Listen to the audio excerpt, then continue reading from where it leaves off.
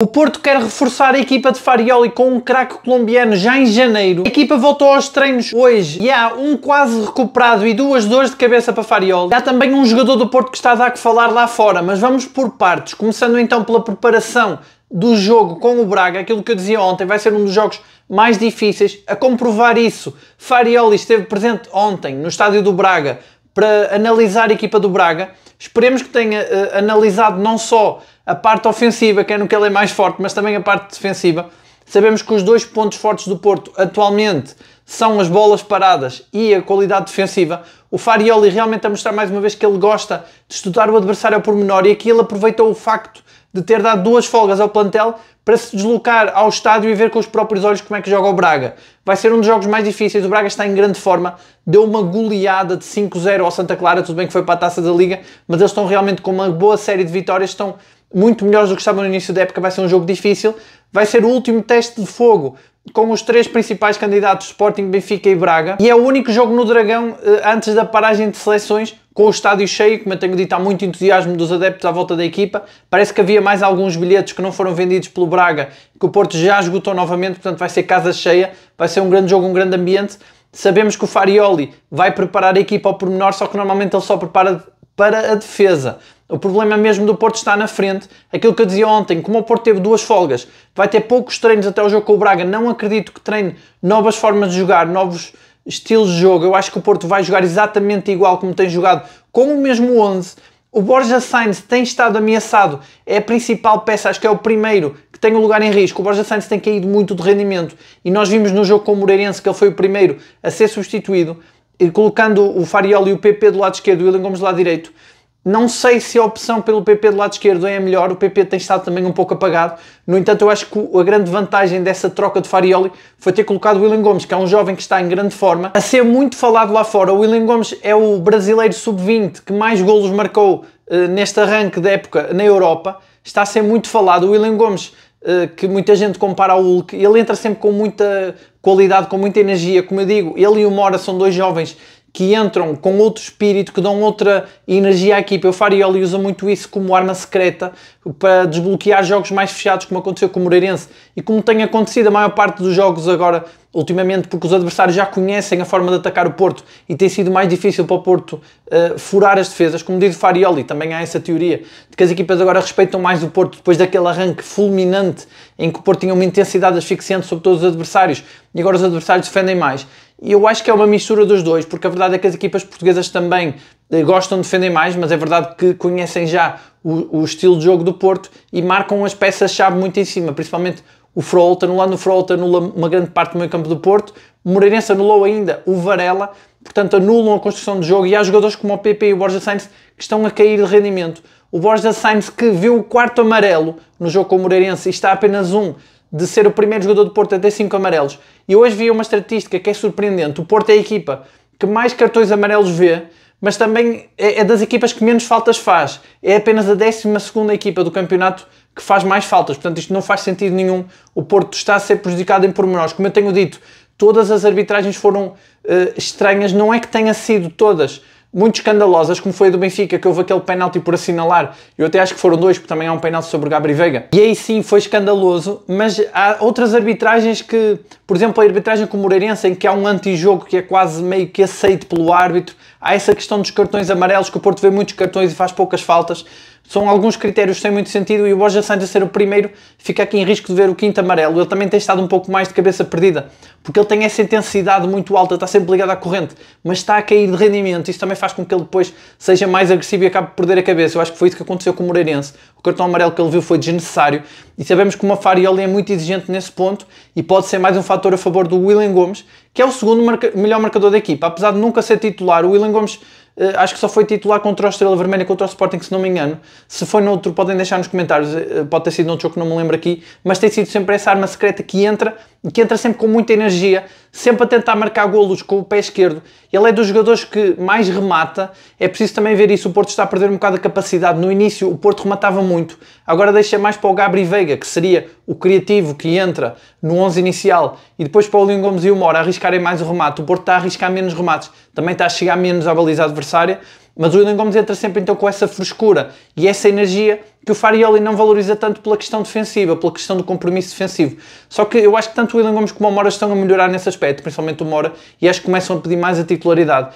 Eu hoje via notícias que davam conta de que o Gabri Veiga está a jogar lesionado, com dores nas costas, desde o jogo com o Sporting, aquele jogo, o clássico, em que o Rodrigo Mora foi lançado a titular à última hora porque o Gabri Veiga se lesionou nas costas, e parece que ele ainda está com esse problema. E por isso é que o Farioli dizia que o Gabri Veiga não está nas suas melhores condições e não pode fazer os 90 minutos. Ora, eu não sei porque é que o Porto, com tantas e boas opções, está a insistir no Gabri Veiga a titular. Eu acho que faria muito mais sentido o Gabri Veiga entrar na segunda parte, uma vez que não está tão fresco, ou então deixá-lo sem jogar 2 ou 3 jogos para recuperar de vez, porque é estranho o jogador do Porto estar a jogar limitado. Para mim isso só comprova que o Gabri Veiga é um jogador de muita qualidade, porque mesmo assim ele tem feito grandes jogos, muitas vezes é a figura mais positiva ali do meio campo do Porto.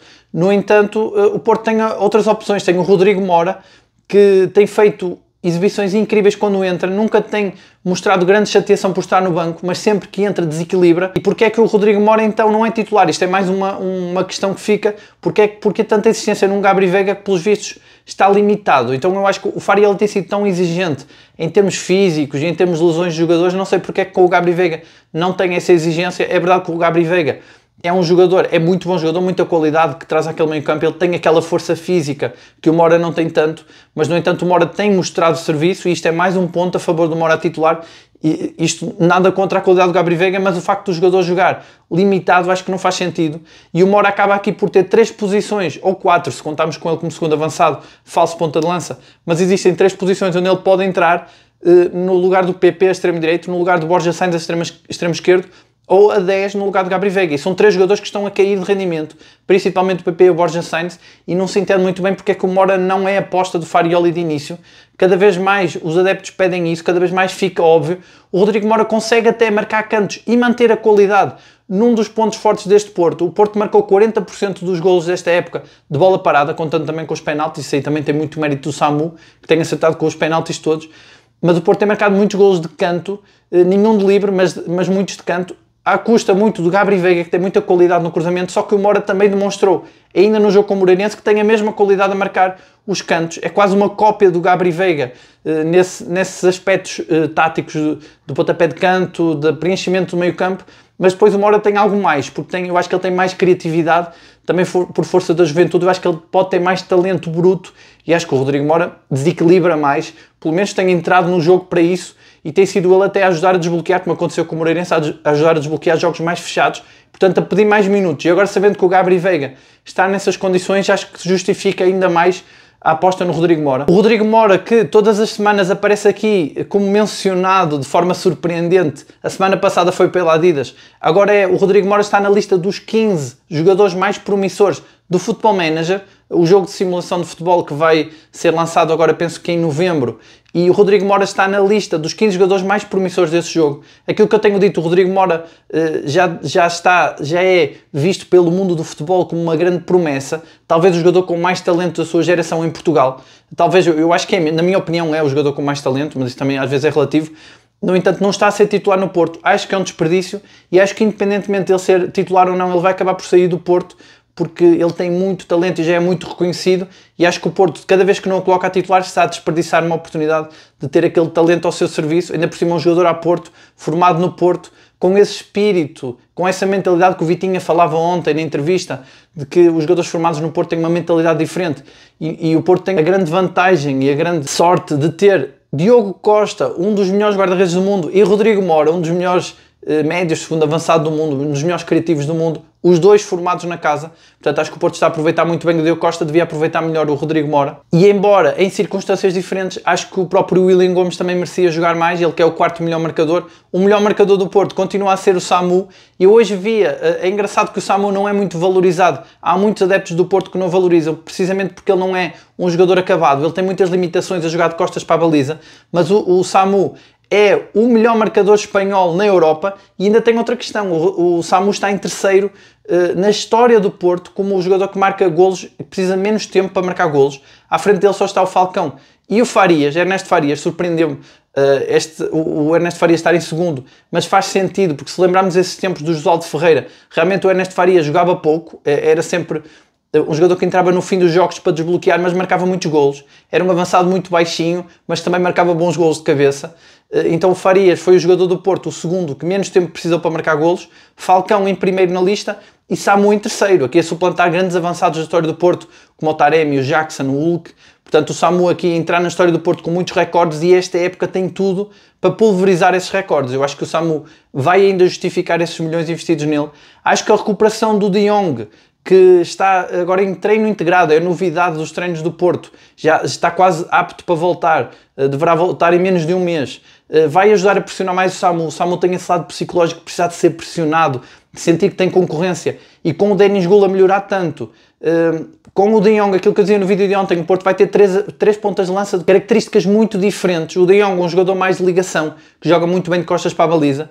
O Denis Gula, um avançado que dá mais luta aos centrais, aquele avançado que não deixa os centrais descansarem. E depois o Samu, que é o mais explosivo, o mais goleador, mais rápido, que tem essas limitações de jogar de costas para a baliza, mas o Porto fica com três avançados distintos, o que é bom para atacar o resto do campeonato e da Liga Europa. E é nesse seguimento que surge a notícia do James Rodríguez ser uma possibilidade para ser contratado pelo Porto.